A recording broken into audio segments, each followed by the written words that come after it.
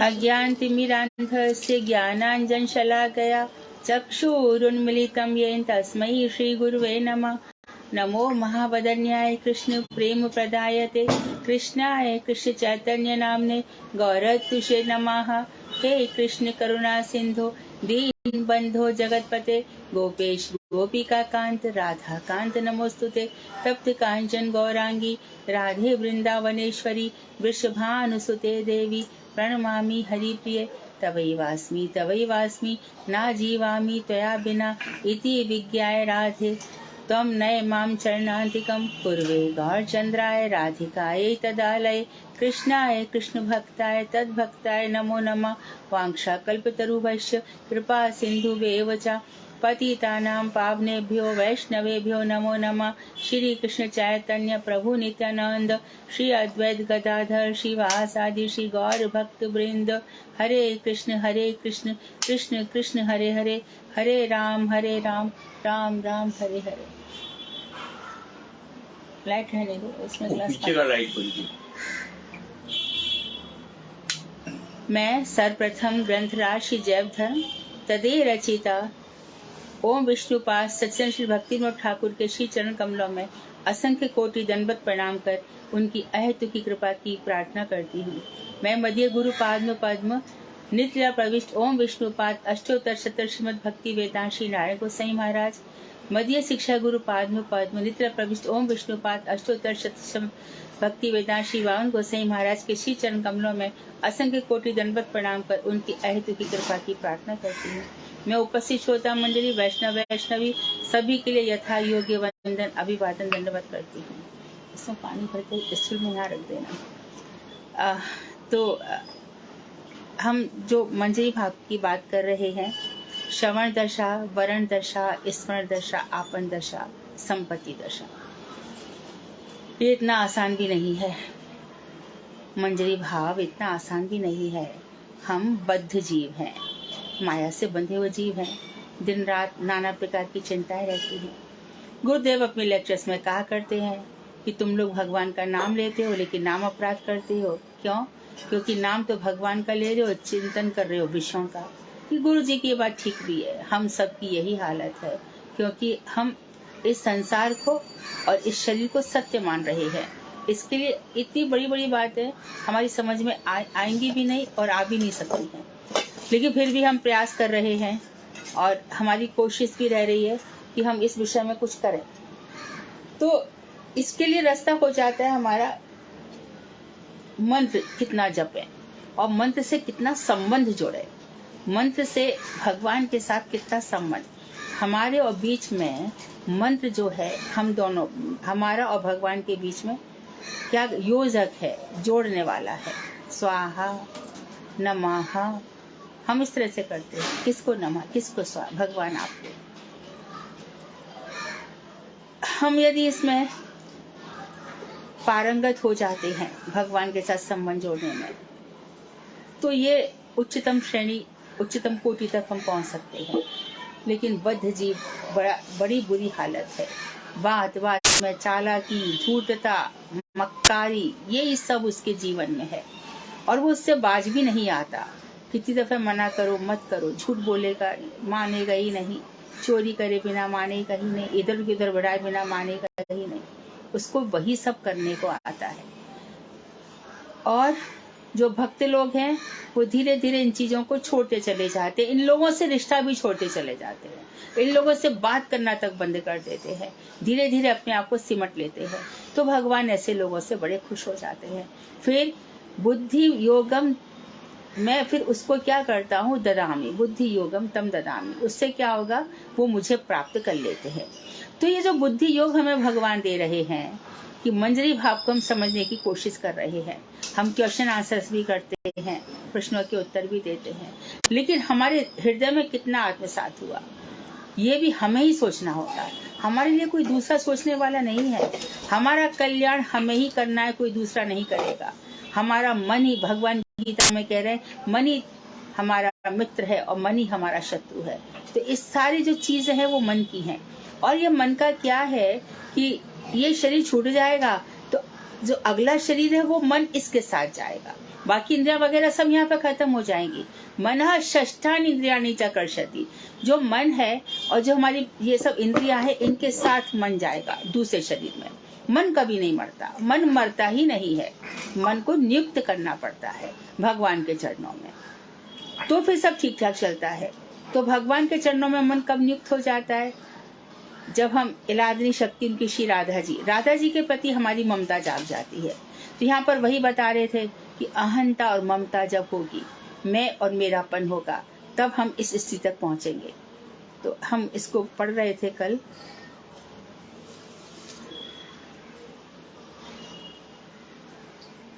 पीछे का लाइट ये बंद करके ये लाइट जला देना।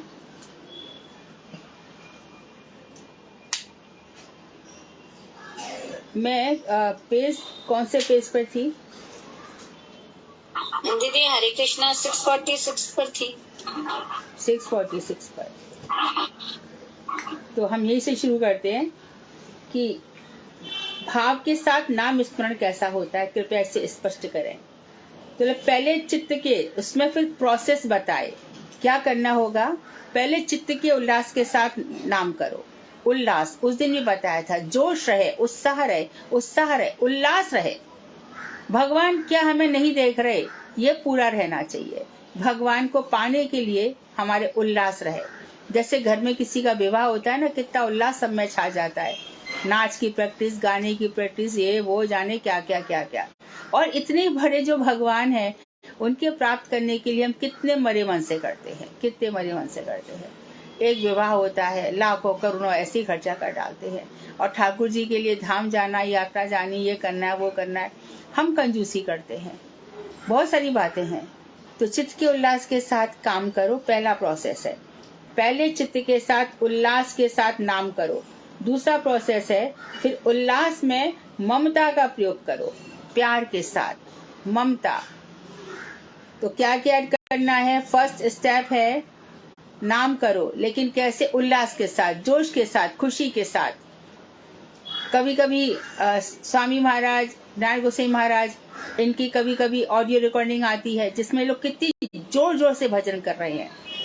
एक बार मैं नवदीप से वापस आ रही थी, तो मैंने सोचा कि पूज्यपाद बावन गोसाई महाराज के भी चरणों में ढोक दे करके आती हूँ। यद्यपि थोड़ा लेट हो रहा था, फिर भी भागी भागी ऊपर गई। ऊपर जाकर के मैंने उनको प्रणाम करना चाहा। मैं आश्चर्यचकित रह गई थी।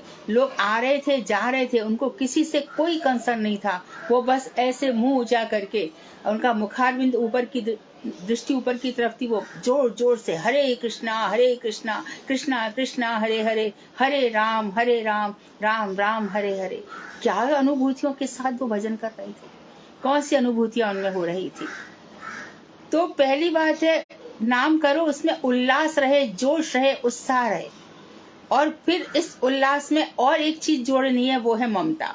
बड़े प्यार के साथ, मेरेपन के साथ मैं अपने ठाकुर जी को रिझा रहा हूँ।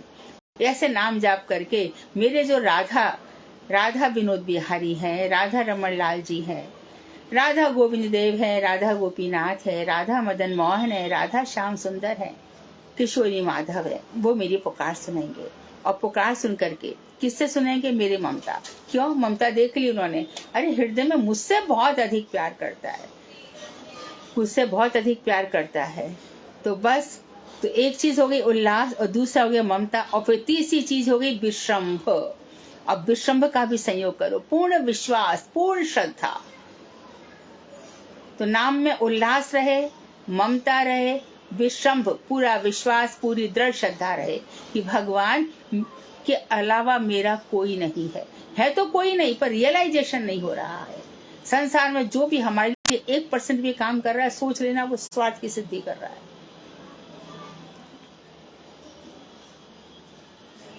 तो 3 चीजें हैं उसमें। अब ऐसा होने पर क्रमशः शुद्ध भाव उदित होगा।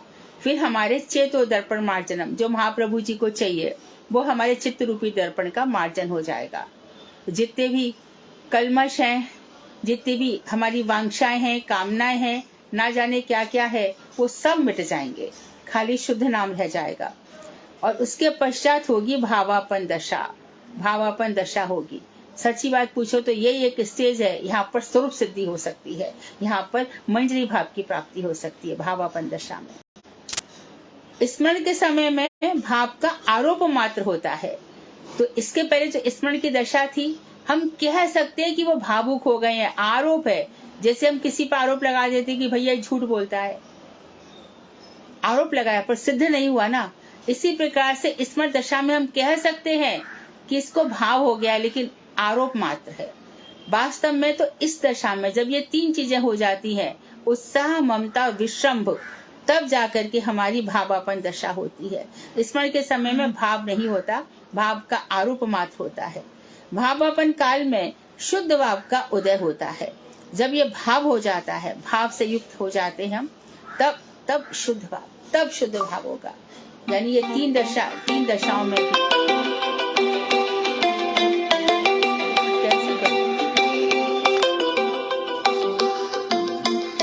नाशी महाराज।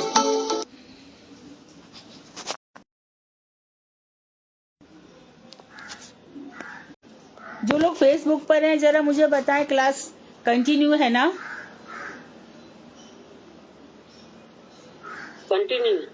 कंटिन्यू है, थैंक यू।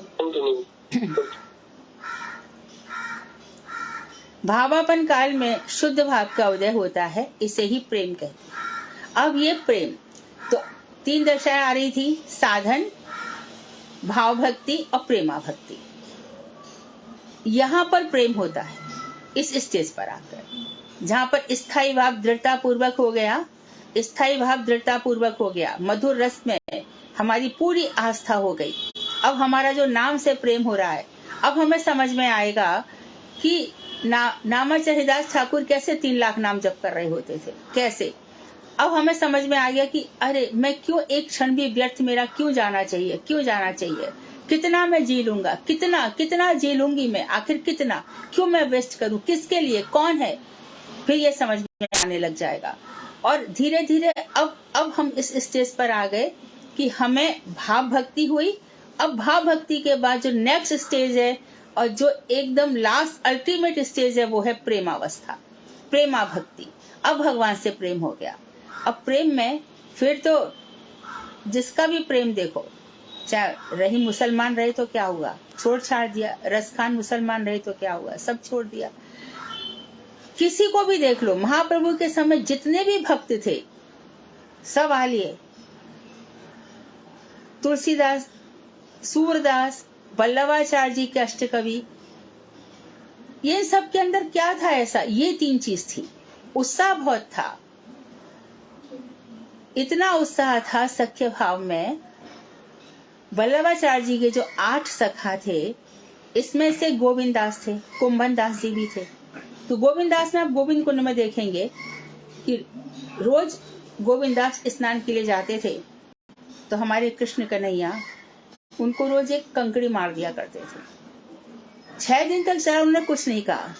7वें दिन उन्होंने कहा, सखे रोज कंकड़ी मारते हो, आज मैं आपको मारता हूँ। तो रूठ गए और उठ के बैठे।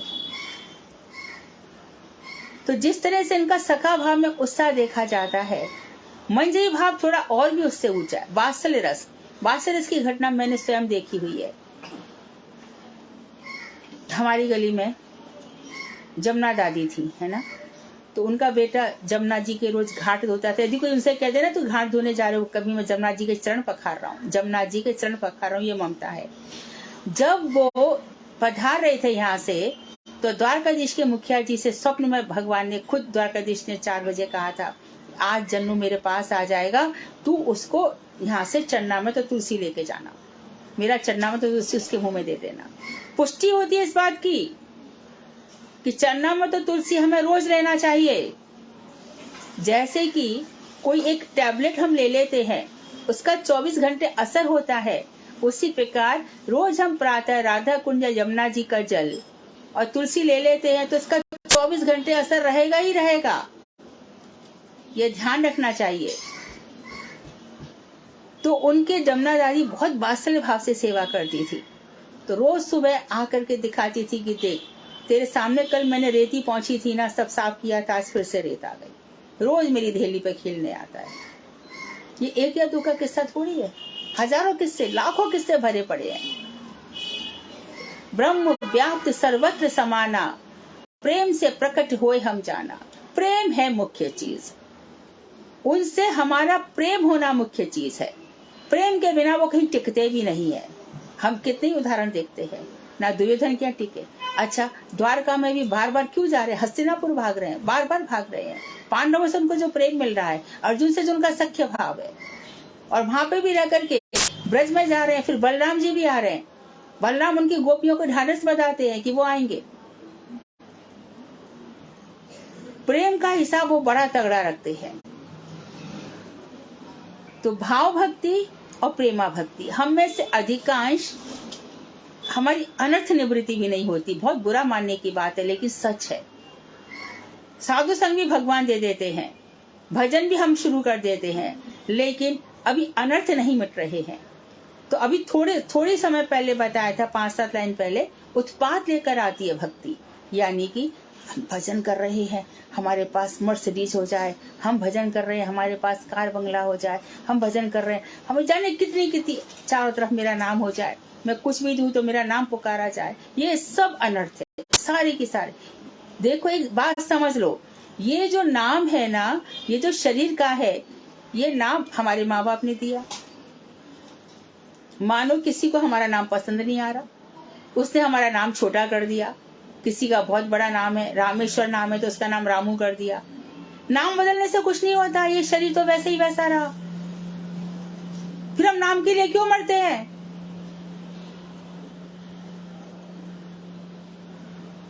और ये जो शरीर हमारा है, ये शरीर सबका इसी से बना है। चाहे वो हिंदू हो, मुसलमान हो, सिख हो, ईसाई हो, जानवर हो, पशु हो, पक्षी हो, हाथी हो, चींटी हो, कोई भी हो, पंचभूतात्मक शरीर है। ये मिट्टी में मिलता रहता है, और फिर नया जन्म, फिर मिट्टी में, फिर नया जन्म, फिर मिट्टी में, फिर नया जन्म। ऐसी तो चल रहा है करोड़ों वर्षों से।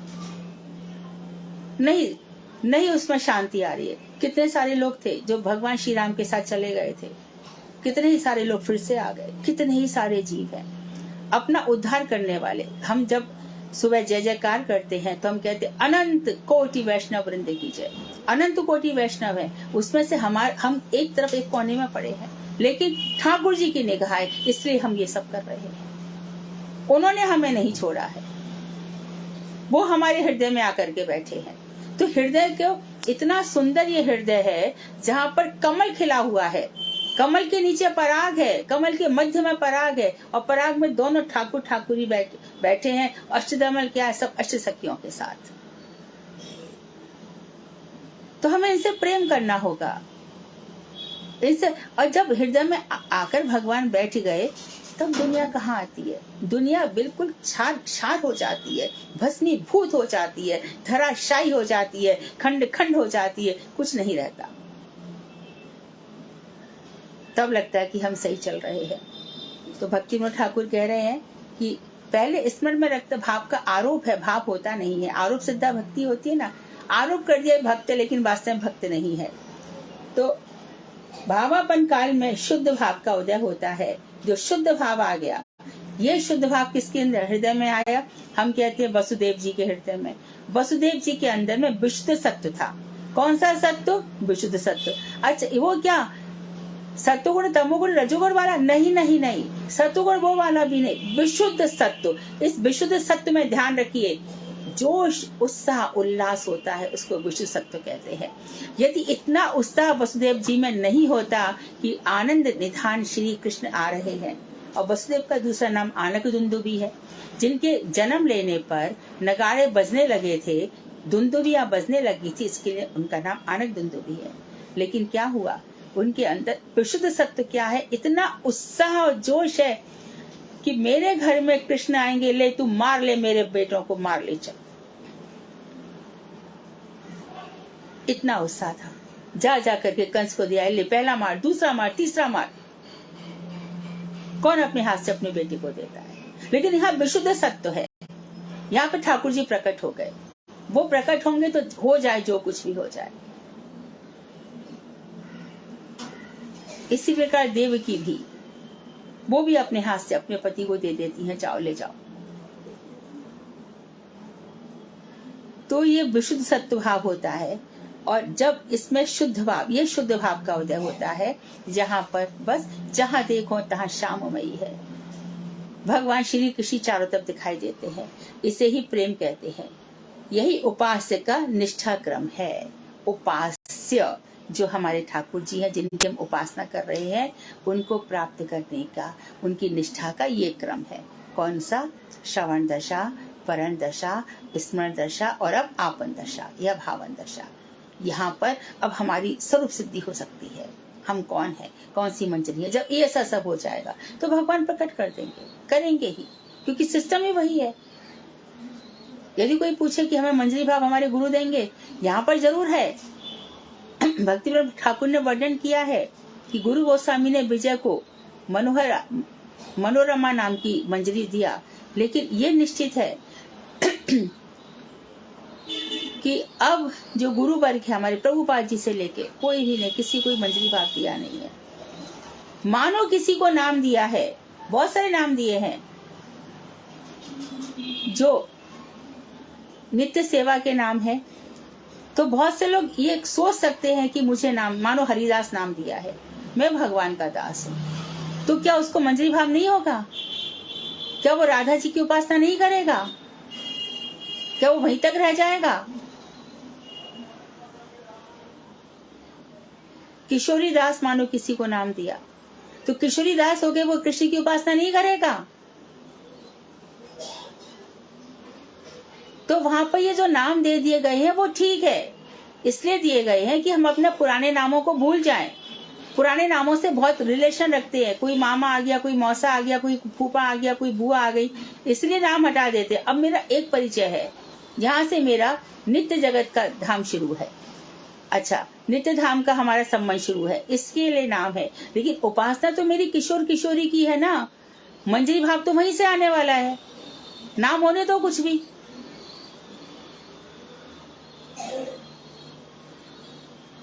नारायण गोसाई महाराज हैं, तो क्या नारायण महाराज तो नारायण तक ही रह जाए, क्योंकि कितनी ऊंची माधुर्य उपासना है। बाण गोसाई महाराज क्या वहीं तक रह जाएंगे? कितनी ऊंची उनकी उपासना है।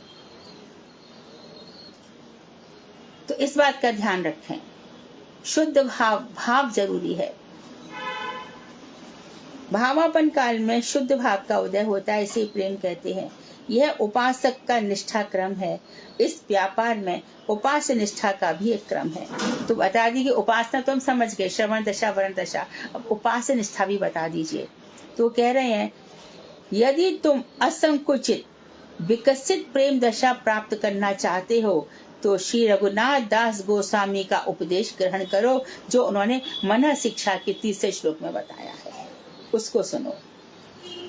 यदि इच्छेरावासम ब्रजभूवि सरागम पति जनु युव द्वंद्वम तदच्चेत परिचरितु मारादभिलषेः स्वरूपम श्री रूपम स्मरणम ही तस्याग्रजमपि स्फुटम प्रेमना नित्यम स्मरणम तदा त्वं शृणु मनः। क्या बोल रहे हैं? अपने मन से कह रहे हैं।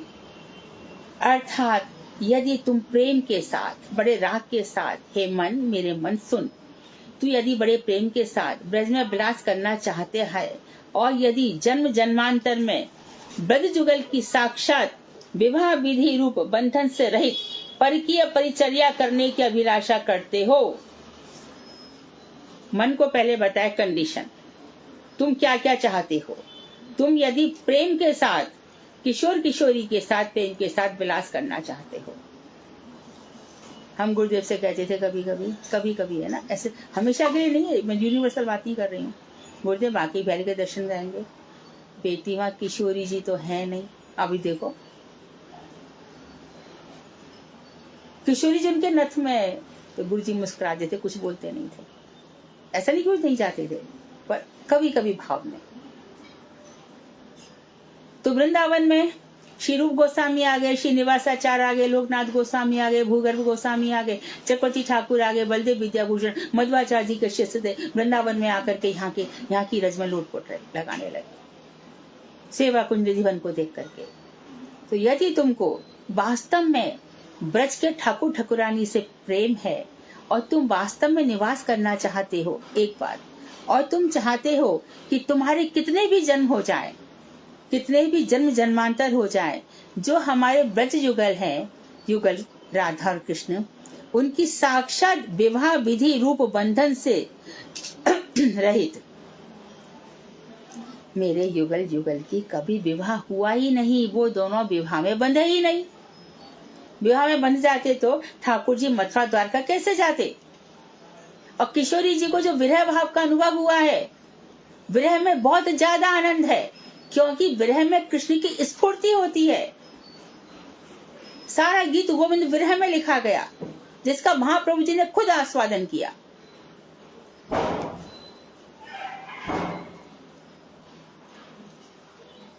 राधा जी जो ब्रज में डोलती रहती हैं, इधर उधर, कभी अंदर कभी बाहर, ये जो विरह में उनकी स्वर्ण पुतलिका है, एकदम स्वर्ण की पुतली, कभी उनका जो विरह भाव है, वही तो वही हमारे हृदय की संपत्ति बनना चाहिए। उसी विरह भाव का हमें आस्वादन करना पड़ेगा। तो यहाँ पर कह रहे हैं, दो बातें कह रहे हैं। फर्स्ट पॉइंट है कि तुम राग से, प्रेम से निवास करना चाहते हो, और दूसरा, तुम कौन से तुम्हारे युगल हैं ब्रज के जो विवाह के बंधन में नहीं बंधे। हमारे ठाकुर ठाकुरा ने विवाह किया ही नहीं, क्योंकि विरह, श्रृंगार रस के दो भाव है, मिलन और विरह। मिलन में वो आनंद नहीं आता। मिलन में ठाकुर सामने हो सकता है, मन इधर उधर हो जाए, पर विरह में तो 24 से 24 घंटे वहीं पर है। जो वे कहाँ रखें जहां रोम रोम शाम। और फिर ये कौन सा हो जाएगा? तीसरी बात कह रहे, पार की परिचर्या करने की अभिलाषा रखते हो।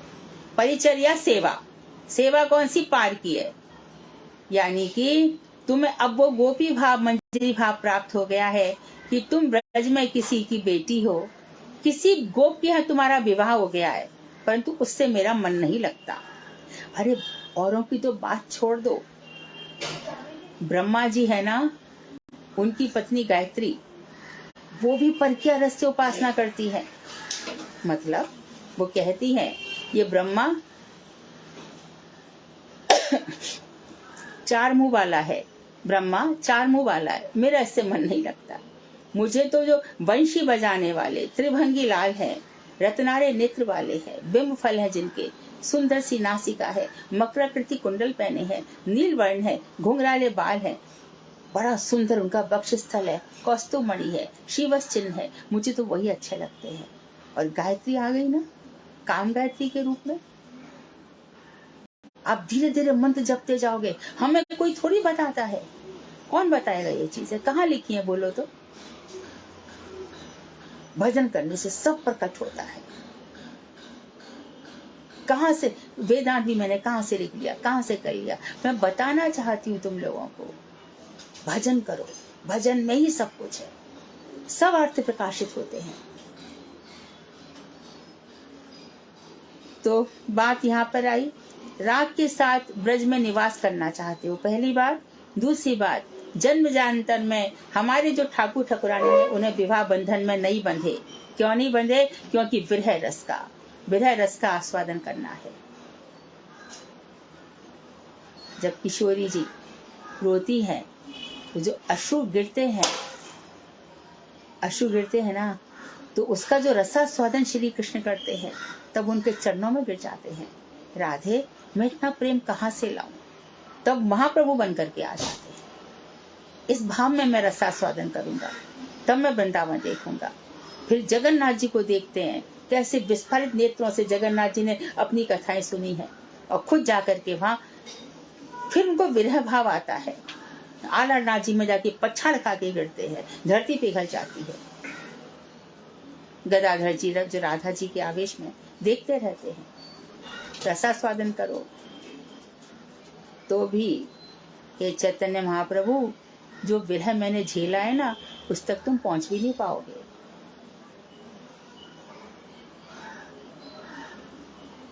फिर तीसरी चीज है पार की परिचर्या। जैसे मैं बार बार बता रही हूँ, जैसे भक्ति ठाकुर ने हम सबको बताया है कि मैं ब्रज में किसी की बेटी हूँ, किसी के घर में ब्याही हूँ, मेरा विवाह हो गया है, लेकिन मेरा मन तो कृष्ण में लग गया है।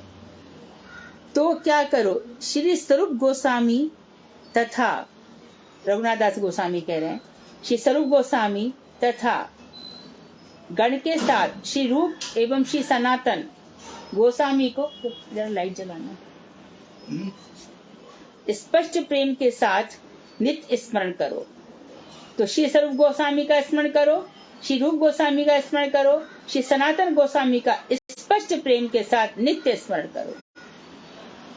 तो गुरुदेव ये भी कहते हैं कि जब आप सुबह मंत्र जपते हो तो महाराज जी कहते कि हमारा 1 घंटा तो जय जयकार में चला जाता है। चलो हमने सारी जय जयकार कर दी, पूरी गुरु वंदना की जय जयकार कर दी। यहाँ पे नारायण गोसाई महाराज की जय, वाहन गोसाई महाराज की, त्रिविक्रम गोसाई महाराज की जय, भक्ति प्रज्ञान केशव गोस्वामी महाराज की जय, सती प्रभुपाद की जय, गोकृष्णवासी महाराज की जय, सच्चन भक्ति ठाकुर की जय, गौर कृष्णवासी महाराज की जय। आगे हम है ना, कृष्णदास कविराज गोस्वामी की जय, बलदेव विद्याभूषण देव विश्वनाथ चौधरी ठाकुर की जय, नामदास ठाकुर की जय। यहाँ से आते श्रीनिवास आचार्य की जय, श्यामल प्रभु की जय, है ना, फिर नरोत्तम ठाकुर की जय। उसके बाद फिर हम आ जाते इधर हमारे जो षड गोस्वामी है, श्री रूप गोस्वामी, सनातन गोस्वामी, जय गोस्वामी, गोपाल भट्टी गोस्वामी, दास गोस्वामी, इन सब की, रघुनाथ भट्टी गोस्वामी की जय। इसके बाद हम बोलते हैं नामाचार्य दास ठाकुर की जय। इसके बाद श्री रूप सनातन भट्टोगनाथ, ये इन सब की जय जयकार हो गई। उसके बाद वो कह रहे हैं कि देखो फिर भी बार बार बोलो श्री स्वरूप गोस्वामी की जय।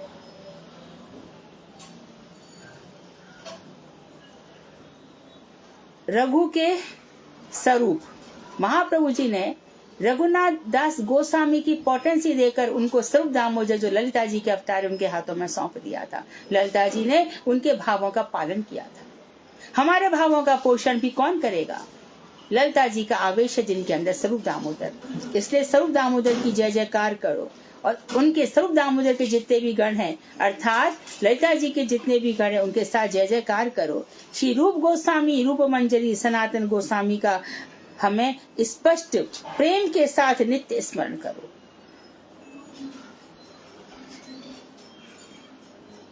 है ना, वंदे हम श्री गुरु श्रीपदकमलम श्री गुरु वैष्णवांश्च श्री रूपम साग्रजातम सहगण रघुनाथान्वितम तम सजीवम साद्वैतम सावधूतम परिजन सहितम श्री कृष्ण चैतन्य देवम श्री श्री राधा कृष्ण पादर सहगण ललिता श्री विशाखान्विताश्च। सारे गणों के साथ और उन्हें गुरु रूपा सखी मानकर प्रणति करो। और ये सब क्या है? हमारी गुरु परंपरा की जय, नित्य स्मरण करो। और ये सब हमारे गुरु रूपा है, ये सब क्या है? हमारी सखियां हैं, नित्य निरंतर इनको प्रणाम करो। भाव यह है कि पर के रस के अनुसार साधन करने से समंजस रस होता है। ये कह रहे हैं, एक मिनट,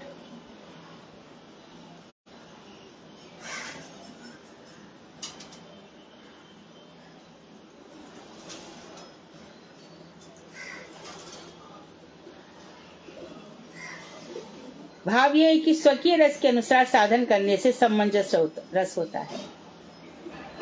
अब और स्पष्ट कर रहे हैं कि देखो मैं परकीय रस की बात क्यों कर रहा हूँ। स्वकीय रस चला गया तो समंजस, रुक्मणी इत्यादि वाला प्रेम हो जाएगा।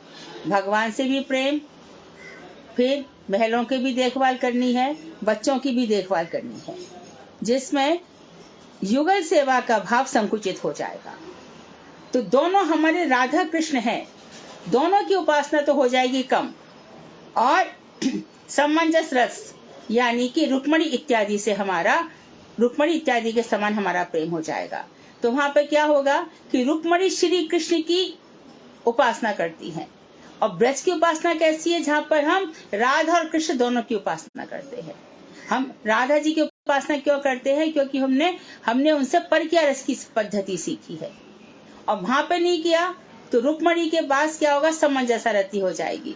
कृष्ण भी देख रही है, बच्चे भी देख रही है, सब, तो स्वकीय रस वहां पर फैल जाएगा, युगल सेवा का भाव संकुचित हो जाएगा। अतएव श्री स्वरूप, श्री रूप और श्री सनातन के मतानुसार शुद्ध पर की अभिमान के साथ भजन करो। तो हमारे पास क्या अभिमान होना चाहिए? बाहरी अभिमान तो हमारा ये हो गया कि हम श्री कृष्ण के नित्य दास है, और अंदर का अभिमान हमारा क्या हो गया? अंदर का अभिमान ये है कि मैं ब्रज की गोपी हूँ, मेरा उनके साथ प्रेम हो गया, बस यही भाव है। कुसुम सरोवर में कृष्णदास बाबा रहते थे। इतना ज्यादा उनके अंदर भावावेश हो गया था, इतना ज्यादा भावावेश हो गया था कि वो जाऊंगा तो कभी बोलते मैं गई थी, मैं जाऊंगी। वो इतने सती भाव में डूब गए थे। कोई हमारे गुरुजी ने ऐसा नहीं किया है, पर मैं एक बात कह रही हूँ, किसी गुरु वर्ग ने ऐसा नहीं किया।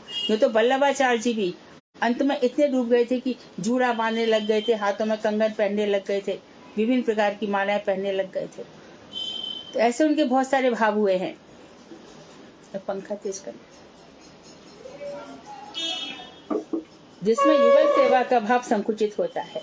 अतः श्री रूप और सनातन के मतानुसार शुद्ध पर के अभिमान के साथ भजन करो। आरोप काल में भी केवल शुद्ध पर के भाव का ही अवलंबन करना। अब जो आरोप काल है, अर्थात अभी शुद्ध भाव नहीं हुआ है, आरोप हुआ कि हाँ भैया ये भावुक हो गए हैं, उस समय में भी शुद्ध पर के भाव का ही अवलंबन करना। तो वो ये कह रहे हैं कि देखो, तुम जो ब्रज की जो गोलोक धाम की उपासना है, तो उसमें क्या करना होगा?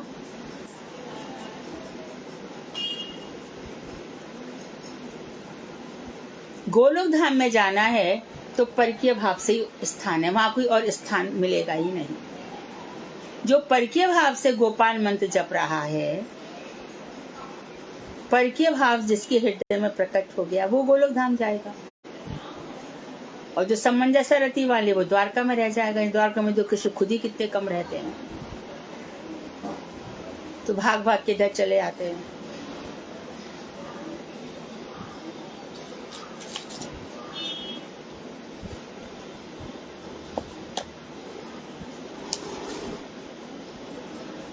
परकीय आरोप में परकीय रति प्रकाशित होती है।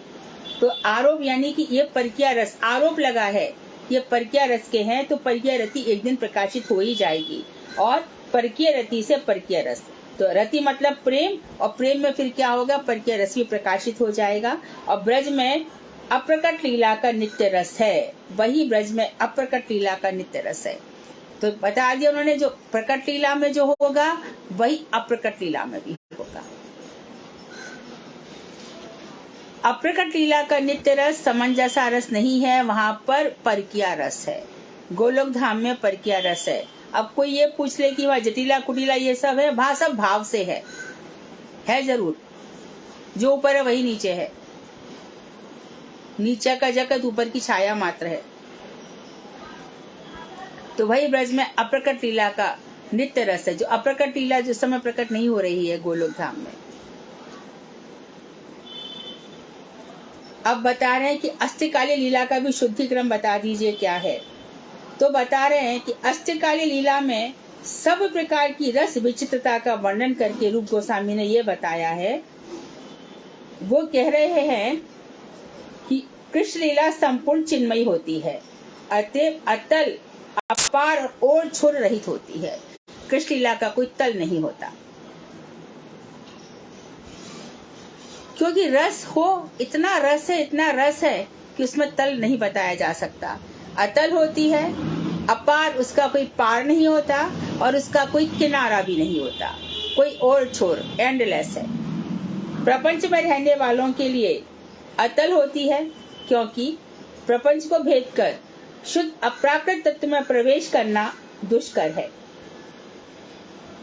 प्रपंच को भेद कर, प्रपंच के बाद जो बिरजा नदी इत्यादि सब है, तो प्रपंच को भेद कर अप्राकृत तत्व में, एक तो प्रपंच है और हम अप्राकृत तत्व में जा रहे हैं। अर्थात ये जो हम बात कर रहे हैं, अभी ये मंजरी भाव में बात तो कर रहे हैं, अच्छा भी लग रहा है, बहुत आनंद भी आ रहा है, सब है, लेकिन अपने हृदय पे हाथ रखकर देखें ये प्रपंच कहाँ छूट रहा है।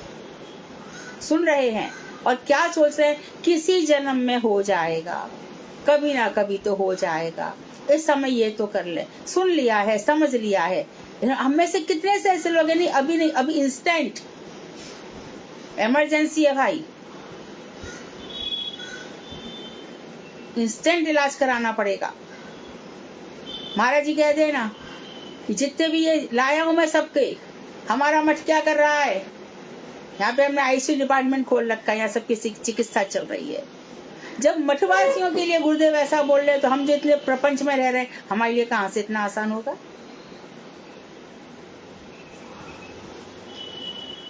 मठ शुद्ध भक्ति के केंद्र है, चिकित्सा के केंद्र है। तो हम में से कितने हैं जिनको इंस्टेंट ऐसा होगा। इसलिए भक्ति ठाकुर कह रहे हैं कि प्रपंच को भेद कर शुद्ध अप्राकृत तत्व में प्रवेश करना बहुत दुष्कर है। अप्राकृत रस इतना विचित्र और सर्वव्यापी है कि उसे पार नहीं किया जा सकता। उसको पार करना बहुत मुश्किल है सर्वव्यापी। ब्रह्म व्याप्त सर्वत्र समाना, प्रेम से प्रकट हुए हम जाना। उनका क्या है, वो तो खम्भे से भी प्रकाशित हो जाएंगे, सुबह हो जाएंगे, शाम को आनी कर रहे तब आ जाएगा। तुम ये मंजरी आ जाएगा अचानक। गोवर्धन गए, ध्यान किया थोड़ा सा और हृदय से आवाज आएगी, तुम ये मंजरी। अप्राकृत रस इतना विचित्र और सर्वव्यापी है। पुनः यदि कोई अप्राकृत भाव को प्राप्त होकर भी अर्थात सिद्ध तत्व के बीच रहकर भी उसका वर्णन करे तो भी वह वर्णन शब्द मल के कारण विशुद्ध और संपूर्ण नहीं होता। बहुत गहरी बात कह रहे हैं। यदि कोई अप्राकृत भाव को प्राप्त भी कर ले और सिद्ध तत्व भी उसको प्राप्त हो जाए और वो वर्णन भी करना है तो वह वर्णन क्या होता है, शब्द मल के कारण। शब्द उसके लिए अलग से नहीं है। हम यहाँ पर कहते हैं आलिंगन चुंबन, तो संसार का याद आ जाता है। ऊपर के लिए जो आलिंगन चुंबन है वो एकदम अलग है, विचित्र है, अप्राकृत है, चिन्मय है। देखिए हमारे पास शब्द नहीं है। शब्द मल के साथ हम उसके अंदर दुर्गंध डाल देते हैं। भक्ति ठाकुर कह रहे इसमें कुछ रास्ता नहीं।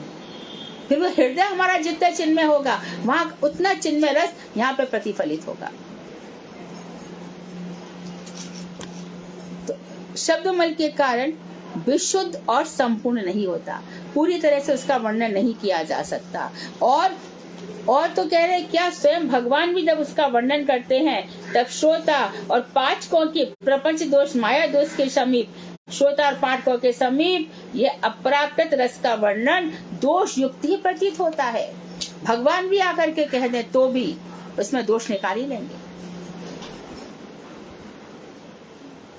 जो उड़िया वाले बाबा थे, हमने पहले भी बताया था, राधा कुंड के पास उनको किशोरी जी दर्शन देती थी। 3-4 जगह जहां जहाँ किशोरी जी के चरण थे वहां उन्होंने तुलसी जी उगा दी थी। जब उन्होंने जाके बताया कि मैं जाके लोगों से कहूंगा कि मुझे दर्शन होते, लोग मेरा उपहास करेंगे। इसलिए बहुत से लोग ये चाहते भी हैं कि भैया भजन करो, किशोरी जी दर्शन देंगी, जरूर देंगी। तो वो अपनी बात एक डायरी में लिख जाते हैं और कोई अंतिम समय में बता जाता है। तो जो उनके शिष्य है या उनका परिवार है वो इन चीजों को कैच करता है। देखो हमारे पिताजी को ऐसा हुआ था, तो लोग आते हैं श्रद्धा पूर्वक कितना दे जाते हैं। लेकिन जो जिसको दर्शन हुआ वो ये सब, वो इतनी धन के लिए थोड़ी उसने ये सब बताया था, उसे इसलिए बताया था कि लोग भजन करें। तो भक्ति ठाकुर के सामने भी वही समस्या है। संसार के लोग समझेंगे ही नहीं। खुद ठाकुर जी भी आकर कहे, क्योंकि शब्द मल है। हमने अब संभोग जो शब्द है वो खाली इसलिए है कि भगवान श्री कृष्ण का बस क्या हुआ, स्पर्श हुआ, दर्शन हुआ, इसको संभोग कहा गया। लेकिन संसार में उसको कितना बिगाड़ दिया। शब्द का एकदम सत्यानाश कर दिया और आचार्य जी से आके तो और भी बदतमीजी कर दी। तो शुद्ध चिन्मय रस जो वृंदावन का है, इसलिए कहा जाता है कि वृंदावन जाओ। क्यों?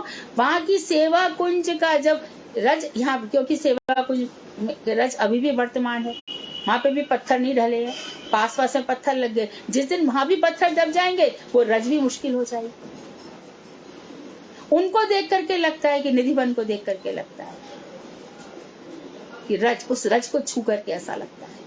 तब हम अनुभूति कर सकते हैं कि चिन्मय जगत क्या है। ब्रह्मा जी कह रहे हैं ये इंद्रियां इतनी दुष्ट होती हैं, साफ उन्होंने मना किया कि अपनी बेटी को भी अपने पास मत बैठाओ। तो ऐसे लोग जहां पर वो इस रस को क्या समझेंगे, उनके आगे बात भी करो तो मूर्ख 1000 तरह की बातें करेंगे।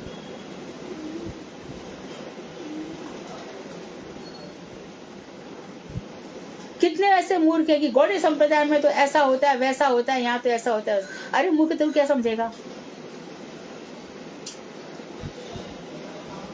तो चिन्मय रस बड़ा विचित्र है, बहुत सर्वव्यापी है, सब जगह फैला हुआ है। भक्ति में ठाकुर कह रहे हैं कि दो दोष है। एक तो ये है कि शब्दमय है, और दूसरा इसमें क्या है, प्रपंचगत दोष आ ही जाता है। श्रोता और वक्ता के अंदर अप्राकृत रस का वर्णन यदि कह भी दिया जाए तो मैंने कोई बात कही और किसी का मन जैसा था, घर में ही देख लो। चिन्मय रस की तो बात छोड़ दो, मैं किसी से कोई बात कहती, यदि कोई समझो कि तुम एज इट इज पहुंचा दो, नहीं, उसका अपना मन का मैल उसमें जरूर घुस जाएगा। जैसे हम क्या कहती है, तुम मत कहना, हम डायरेक्ट बात कर लेंगे। हम जिस मन से कहना चाह रहे उसमें और कुछ मिला दिया। संसार में भी तो ऐसा होता है। ऐसी दशा में रस समुद्र में गोता लगाना बहुत दुष्कर है। तटस्थ होकर उसके एक कण मात्र का प्रकाश किया जा सकता है। इस रस समुद्र में गोता लगाना बहुत मुश्किल है। ये तो गूंगे का गुड़ है, इसलिए तो सब लोग आराम से चुप रह जाते हैं, मौन होके बैठ जाते हैं। क्या करें, गूंगे का गुड़ हो जाता है। कैसा लग रहा है, चुप रहो, बस आस्वादन करो।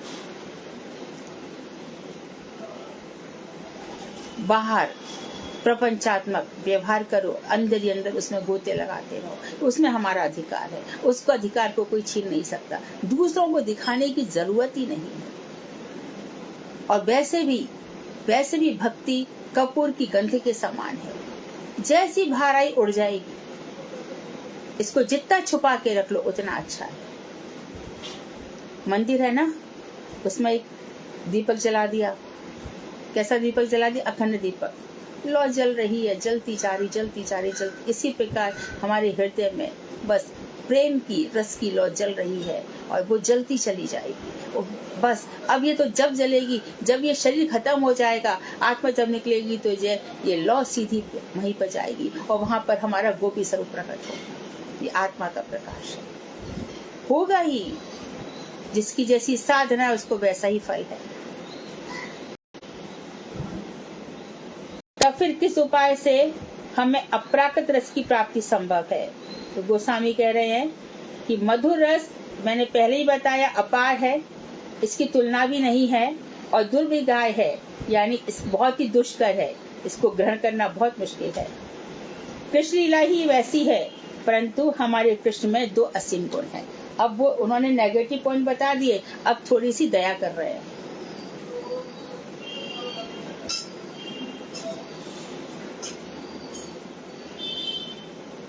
ये दोनों गुण हैं हमारे भरोसे के स्थल है भगवान श्री कृष्ण के। क्या है? वे सर्वशक्तिमान है, इच्छामय है। और एक चीज आ गई, इसको भी समझ लो। भगवान सर्वशक्तिमान है तो समझ में आ गया, इच्छामय है। उनकी इच्छा होगी तो कृपा होगी। यशोदा ने खूब रस्सी बांध ली, खूब चेष्टा कर ली, बालक का रूप धारण करे बैठे हैं, हाथों से आंखें, है ना, काजल आ रहा है आंखों में, आंखों से आंसू बह रहे, काजल गिर रहा है, आंख मिट रहे हैं, बराबर है। परंतु अंदर से देख लिया यशोदा ने, रोहिणी से सब रस्सी मंगा ली, घर की जितनी रस्सियां थी मंगा ली। अब उसको लगा कि इसके भाग्य में तो बंधन लिखा ही नहीं है, परंतु लोग मेरा उपहास करेंगे कि एक छोटी सी इतनी सी कमर है और ये बांध नहीं पाई यशोदा। तो कृष्ण ने इच्छा करी कि नहीं, अब इस पर कृपा करनी चाहिए। तो हमारी खूब चेष्टाएं देखेंगे तो उनकी इच्छा होगी। तभी कहा जाता है कि जो किशोरी जी हैं उनकी इच्छा स्वतंत्र है, जहाँ राधे राधे पुकारेंगे किशोरी जी कृपा कर देंगे। अब कृष्ण की तो इच्छा है, करे तो करे, नहीं करे। चैतन्य महाप्रभु का वही भाव है जो राधा जी का है, इसलिए हा गौर हा निताई। और हम जो भी कहते हैं, ए छे गोसाई करे चरण बंधन, जहाँ आए थे विघ्न नाश अभिष्ट पूर्ण। कभी सुना है विघ्न विनाशन श्री कृष्ण देव की जय? उनकी इच्छा होगी जब होगा। तो वो इच्छामय है, सर्वशक्तिमान है, इसलिए जो अतल अपार और दुर्विज्ञ है उसे भी वे संकीर्ण प्रापंचिक जगत में अनायासी प्रकाशित कर सकते हैं। तो जो रस अतल है, अपार है, दुष्कर है, उसे भी वे संकीर्ण प्रापंचिक जगत, ये प्रापंचिक जगत जो सिकड़ा हुआ है, संकुचित है। कैसा संकुचित है? देखो एक उदाहरण देती हूँ। हम राधा कृष्ण के उपासक है, ठीक है, हम तो ठीक ही चल रहे हैं। एक व्यक्ति कहते, अरे क्या इतना विशाल बनो, संकुचित क्यों रहते हो? गणेश जी भी भगवान है, शिव भी भगवान है, ये भी भगवान है, वो भी भगवान है, अपने हृदय को अब ये विस्तार है। और मूर्ख हमको समझा रहा उल्टा, सभी तो भगवान है। तूने वेद पढ़े हैं, पुराण पढ़े हैं, उपनिषद पढ़े हैं, गुरु जी का साथ किया है, किसके बल पे इतना बोल रहा है? सीधा प्रश्न करो, कहां से सीखा? कौन से शास्त्र में लिखा है? मैं वो सब नहीं जानता, मैं तो इतना ही जानता हूँ। तो तेरे जानने से मेरा काम चलेगा क्या? तू लेके जी, तेरा जो माने मेरे पास क्यों आया भाई? तो ये संकीर्ण, तो ये जगत क्या है? संकीर्ण प्रापंचिक जगत में भगवान इसको प्रकाशित कर सकते हैं, वो चाहे तो प्रकाशित करते हैं।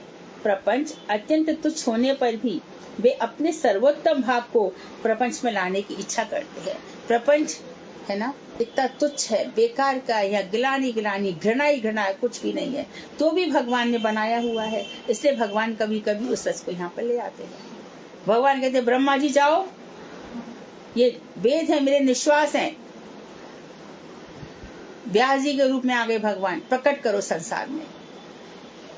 वेदेश सर्वै रहम वेद्यो वेदांत कृत वेद विदेव चाहम। वेद भी मैं ही हूँ, और मैं ही तुमसे कह रहा हूँ कि वेदों को छोड़ दो। आपने इतने कर्म क्यों बनाए? आपने बताया अतिथि देवो भव, मातृ देवो भव, पितृ देवो भव, इतनी बातें सिखा रहे हो। अब कह रहे हो कि सर्वधर्मान परित्यज्य। हाँ, ये मेरा टॉप मोस्ट ज्ञान है, वो मेरा साधारण है, खुद ही कह रहे हैं। आपने प्रपंच कैसा बनाया? खुद ही कहते हो कि ये संसार दुखालय है। क्या क्या बात अपने भैया सतोगुणी तमोगुणी रजोगुणी लोग रहते हैं, क्या क्या बताते हो। आप खुद इतने असुरों का नाश कर डालते हो, और फिर एक मारते हो 100 पैदा होते हैं।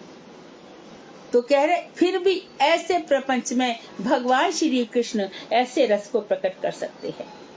उन्हीं की कृपा से अपने सर्वोत्तम भाव को प्रपंच में ले आते हैं, और उनकी कृपा से उनकी अपराकृत नित्य मधुर रसमयी लीला इस प्रपंच में अवतीर्ण हुई है। तो इस जगत में जो अवतीर्ण हुई है उन्हीं की कृपा से है। कहते तो क्या है वो? अच्छा, जो ब्राह्मण देवा है वो ब्राह्मण हित के लिए यहाँ पर आते हैं। क्या कहा उन्होंने? यदा यदा ही धर्मस्य ग्लानिर्भवति भारत अभ्युत्थानम् अधर्मस्य तदा आत्मानं सचाम्यहम् परित्राणाय साधूनां और विनाशाय च दुष्कृताम् धर्म संस्थापनार्थाय संभवामि युगे। आपने प्रतिज्ञा क्या की है? साधुओं की रक्षा के लिए और दुष्टों के विनाश के लिए। फिर ये क्या है? ये मेरे प्रेमी भक्तों के लिए है। इन्हीं में वो डूबे रहते हैं, इन्हीं रस का वो आस्वादन किया करते हैं। देखो, मेरी भक्ति इतनी आसान नहीं है। सौभरी ऋषि ने क्या किया? 2 मत्स्य को आपस में भोग करते देख लिया तो शादी की इच्छा हो गई। इतना आसान थोड़ी है। विश्वामित्र ने कितने 1000 वर्ष तपस्या करी, तोड़ दी ना तपस्या ने, मेनका भेज दी, रह गई तपस्या। भगवान के नाम का आश्रय ले लिया जिसने, उसको कोई नहीं हिला सकता अपनी जगह से, कोई हिला नहीं सकता। हरिदास ठाकुर को क्या कर लिया वेश्या ने, क्या कर लिया माया ने? नाम का आश्रय, नाम का आश्रय होगा तो प्रपंच में भी हम बहुत कुछ प्राप्त कर सकते हैं। नाम का आश्रय, अपने मंत्र का बल, अपने चित्त का बल, अपने गुरु के चरणों का आश्रय, ये अवश्य होगा, अवश्य ही होगा। तो अपराकृत अपने सर्वोत्तम भाव को प्रपंच में लाने की इच्छा करते हैं। उन्हीं की कृपा से उनकी अपराकृत नित्य मधुर रसमयी लीला इस प्रपंच में अवतीर्ण हुई है, उन्हीं की कृपा से। तुलसीदास जी ने भी कहा ना, विप्रधेनु सुर शांत हित लीन मनुज अवतार निज इच्छा निर्मित तनु माया गुण गोपाल। निज इच्छा, अपनी इच्छा से आ जाते हैं। कभी राम बन के, कभी श्याम बन के, राम बन करके आते हैं। तो वो राम का जो मंत्र है वो तारक मंत्र है, और कृष्ण का जो मंत्र है वो पारक मंत्र है। ऐसा उपनिषदों में कहा गया है। राम का मंत्र सबको तार देने वाला होता है, और कृष्ण का मंत्र प्रेम देने वाला होता है। तो उनकी अपराकृत नित्य मधुर रश्मि लीला उनकी इच्छा से प्रकट होती है। जब वो कहते राधा जी से, राधे ब्रज में चलना पड़ेगा, मैं तभी चलूंगी जब गिरिराज गोवर्धन जमुना यहाँ से उतरेगी, तभी मैं जाऊंगी। तो राधा जी अपनी शर्तों पर आती है। प्रपंच से परे अपराकृत श्री मथुरा धाम इस प्रपंच में कैसे अवतीर्ण हुए अथवा किस प्रकार आए और किस प्रकार वर्तमान है, ऐसा प्रश्न उठ नहीं सकता, क्योंकि भगवान की अचिंत्य शक्ति की क्रिया को मनुष्य देवताओं की समित बुद्धि समझने में कदापि समर्थ नहीं है।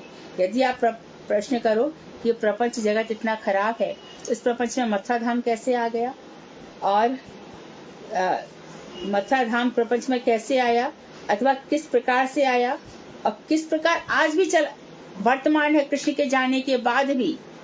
अभी देखो ना, रोज रात दिन गंगा को साफ करो, गंगा प्यूरिफिकेशन चलता है, यमुना जी का चलता है, कहाँ कहाँ का फैक्ट्रियों का पानी, कारखानों का कहाँ कहाँ का ये प्रदूषित हो रहा है, फिर भी यमुना जी वर्तमान है।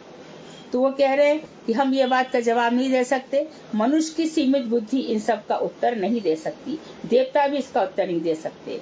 ब्रजलीला प्रपंच से परे सर्वोच्च लीला का प्रकट भाव है। तो ब्रजलीला जो है वो क्या है, सर्वोच्च लीला, जो सबसे ऊंची लीला है। ब्रजलीला सर्वोच्च लीला का प्रकट भाव है, ये प्रकट है वहां पे। तो ये बहुत अच्छा समय, इसके बाद हम पैदा होंगे तो यमुना की एक लहर मिली कि नहीं मिली। सब जगह पत्थर पट जाएंगे, वनों को भी सबने, सब जगह जहां जहां वन है सब बिल्डिंगें बना दी गई, जल के ऊपर भी बिल्डिंग बना दी गई, जहां देखो समुद्र या कुछ उसके ऊपर ही सब खड़ा कर दिया गया। तो क्या देखने को मिलेगा। तो यहाँ पर ऊपर से ला दिया गया है, अतः हमारे लिए कोई चिंता की बात नहीं है, उससे हमने पा लिया है। ब्रज लीला प्रपंच से परे सर्वोच्च लीला की प्रकट भाव है, प्रकट भाव हमको मिल गया है।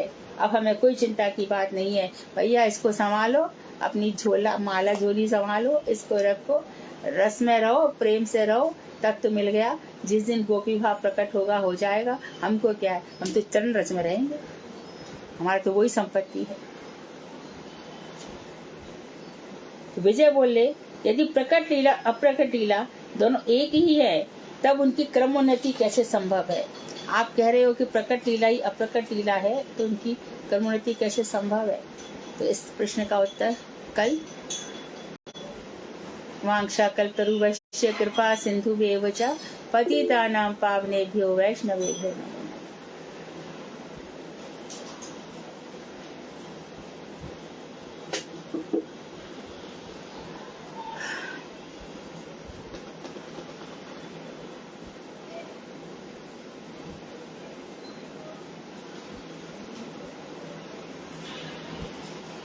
कुछ कहेंगे?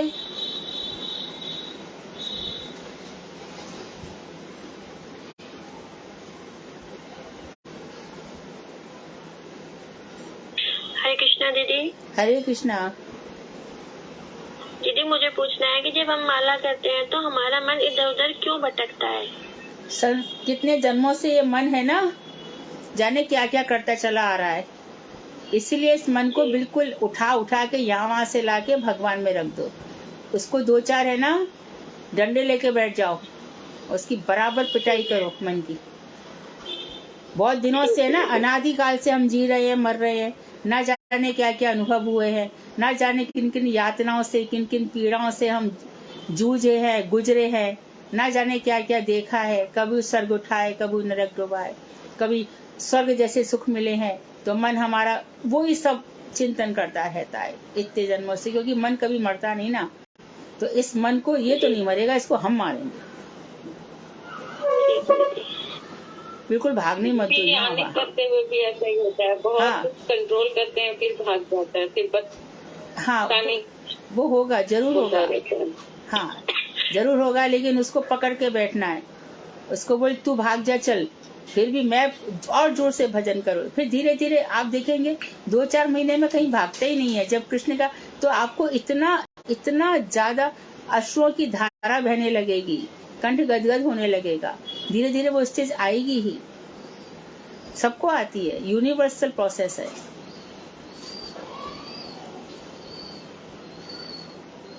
दीदी अनर्थ भरे पड़े हैं, 10 साल हो गए, करते करते कुछ नहीं हो रहा है। होगा, जरूर होगा, निराश नहीं होना है। उत्साह, नाम गाने सदा रुचि, कीर्तन गाया करो, कीर्तन है ना, जोर जोर से कीर्तन गाने से ना। दीदी बॉडी ये गीती कुछ के गाते हैं, बॉडी ये गीती कुछ के। हाँ, उसको खूब लय से सुर से गाओ, और उसके अर्थ भी पढ़ो नीचे।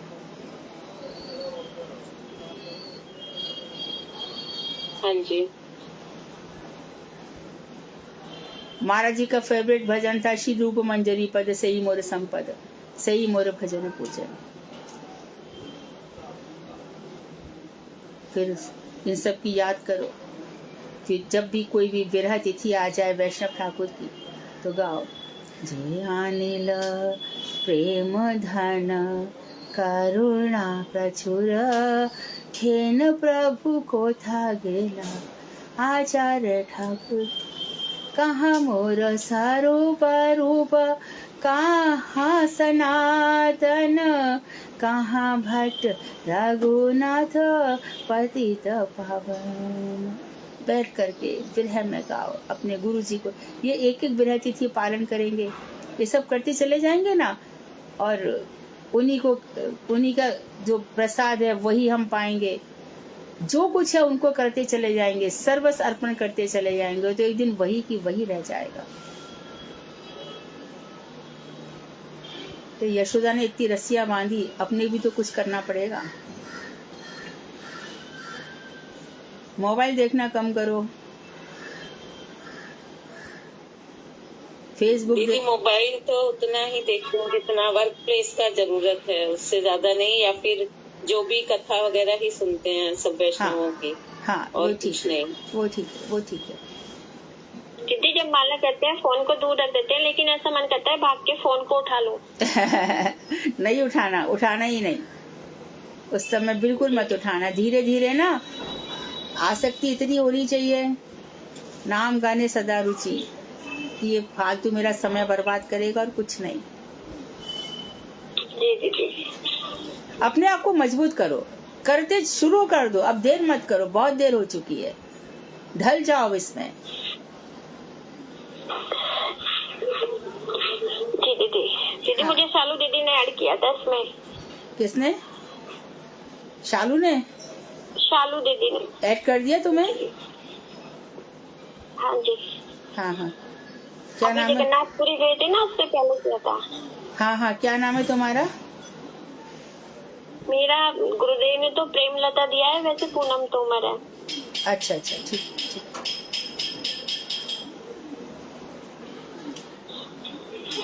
अरे कृष्णा दीदी दंडक प्रणाम। हाँ दीदी ये नई डिवोटी है, गुरुदेव की नई, मतलब थोड़े कितने दिन हुए पूनम दीदी आपको? हाँ जी, अभी 2-2.5 साल हुए मुझे दीक्षा लिए हुए थे, 1 साल ही। नए कहाँ, पुराने हो गए 2-2.5 साल तो। 1 साल में श्रद्धा, दूसरे साल में साधु संग, तीसरे साल में भजन क्रिया, चौथे साल में अनर्थ निवृत्ति। यंग जनरेशन, यंग यानी कि यंग है, यंग गुरुदेव के यंग बच्चे, हम तो बूढ़े हैं। हरे कृष्णा दीदी, दंडवत प्रणाम। हाँ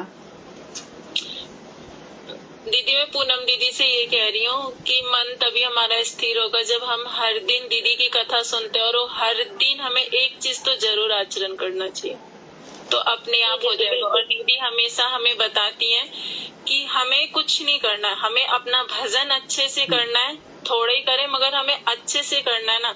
तो जो हमारे हृदय में जो बैठे हुए हैं ना वो चित्त गुरु, वो अपने आप हमारा मन को पूरा कंट्रोल कर देते हैं, मगर हमें अच्छे से करना होगा। हाँ। और ये मतलब मेरा तो इतना नहीं हुआ, मगर थोड़ा थोड़ा जो भी है, और ये बिल्कुल सत्य है, हमारा किसी चीज पे मन नहीं जाएगा। मन भी जाएगा ना तो वो अपने आप ही रुक जाएगा, अरे नहीं ये हमारे लिए सही नहीं। दीदी आप नहीं मानोगे, मैं जी की इतनी पतली थी ना दीदी, मैं स्वाद लेके खाते, आज वो रूबी पता है दीदी, मैं भूखी रह जाती हूँ, मगर पूरा कोशिश करती हूँ कि मैं ना खाऊं बाहर का या कुछ भी ना खाऊं। और आपने उस दिन और बताया ना बाहर का रुकना चाहिए खाने के लिए, दीदी ये मैं पूरा कोशिश करती हूँ। फिर क्या, टीचिंग कराती हूँ ना, अभी स्कूल से आई बस, अभी दीदी की क्लास अटेंड करने की बहुत कोशिश करती हूँ। प्रपंच को तो छोड़ना पड़ेगा। हमें ना दीदी का क्लास, हमें दीदी का संग पकड़ लिया है ना, हमें अच्छे से कस के पकड़ लो। जैसे एक माँ अपने बच्चों का हाथ कस के पकड़ती है ना, तो हमें दीदी का पकड़ना है कस के, अपने आप सब अच्छा होगा। हाँ जी, हरे कृष्णा दीदी। मैंने इनको ना नया ग्रंथ भी दिलवा दिया पूरी से, वो जो नया ग्रंथ आप, हाँ वो जो ग्रंथ है ना उसमें एक चीज है, वो ग्रंथ भी कोई हर जैसे जैव धर्म का था ना, वैसे वो ग्रंथ भी हर कोई तो नहीं पढ़ाएगा, क्योंकि उसमें कई सारी चीजें हैं, शायद वो पहली बार ही पढ़ाया जाएगा। उसमें वेद भी है, उसमें भागवत भी है, उसमें गीता भी है, उसमें रस भी है, उसमें सब कुछ है। तो भक्ति और मजबूत हो जाएगी, और भक्ति मजबूत होगी, बहुत सारी चीजें सीखने को, चेतन चेतामृत भी है, सब कुछ है उसके अंदर। इसी टाइम होगी ना दीदी वो क्लास भी? हाँ इसी टाइम रखेंगे। हाँ तो लग रहा था ये क्लास खत्म होगी, पर लग रहा पता नहीं ये कितने दिन चलेगी, एक पेज भी नहीं हो पाता। दीदी हरे कृष्णा दंडवत प्रणाम। हाँ मैं इंदुलेखा दासी बोल रही हूँ। दीदी एक भजन में प्रयास करूँ। हाँ। मेरा भजन कृपया सुनाइए। सुनाने हाँ। गुरुवे गौरचंद्राय राधिकाय तदालय कृष्णाय कृष्ण भक्ताय तद्भक्ताय गोविंदा कबहु मिले पिया मेरा, गोविंदा कबहु मिले पिया मेरा, चरण कमल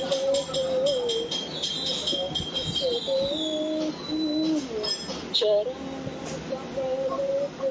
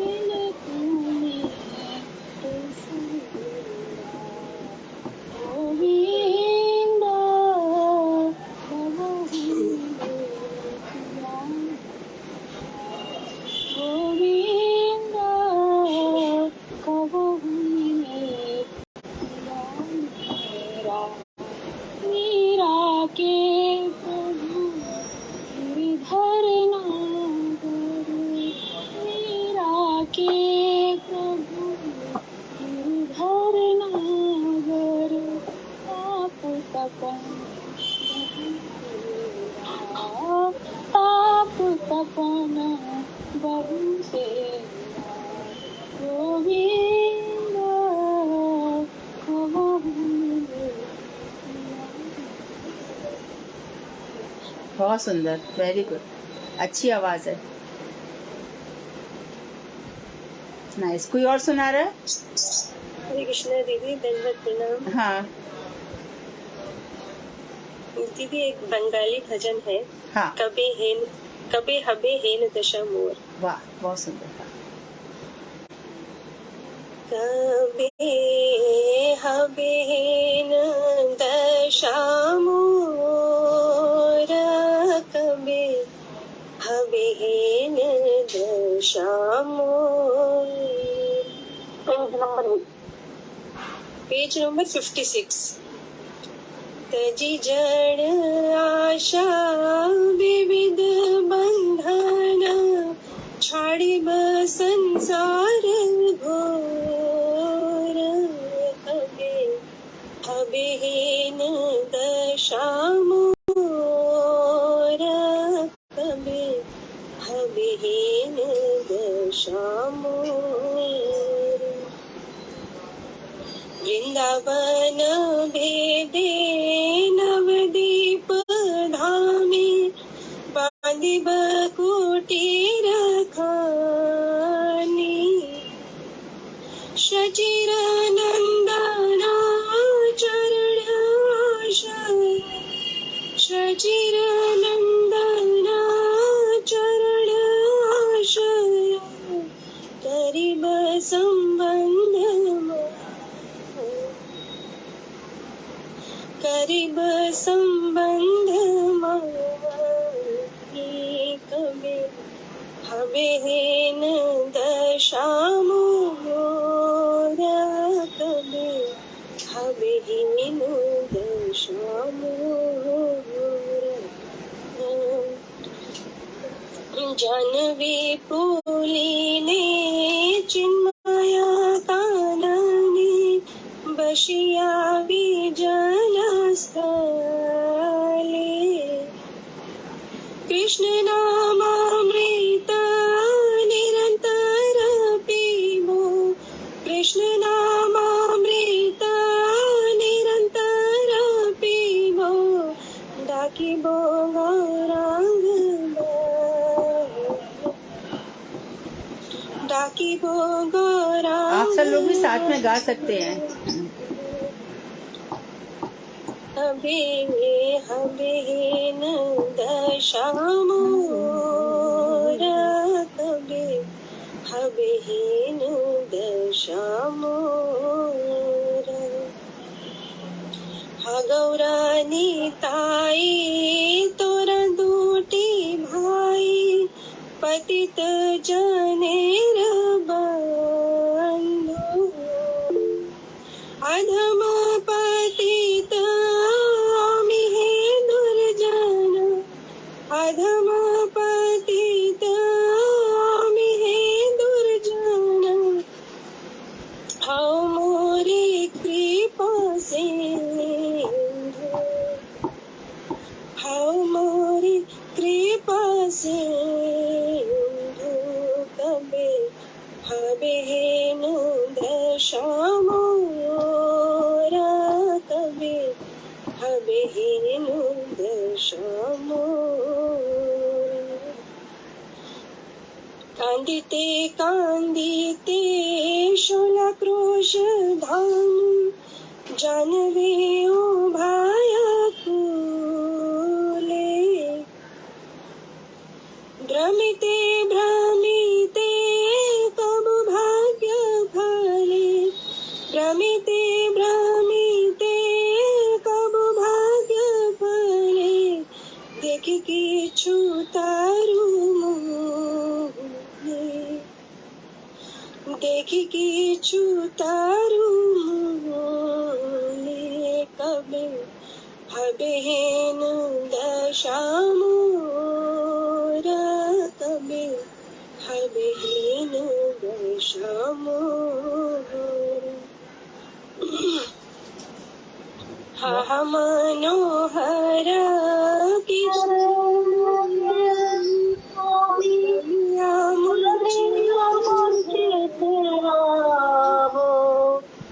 सविक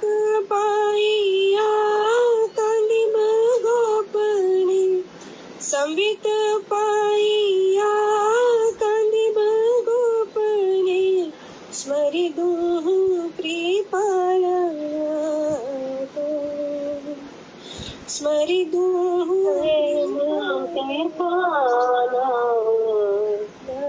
कभी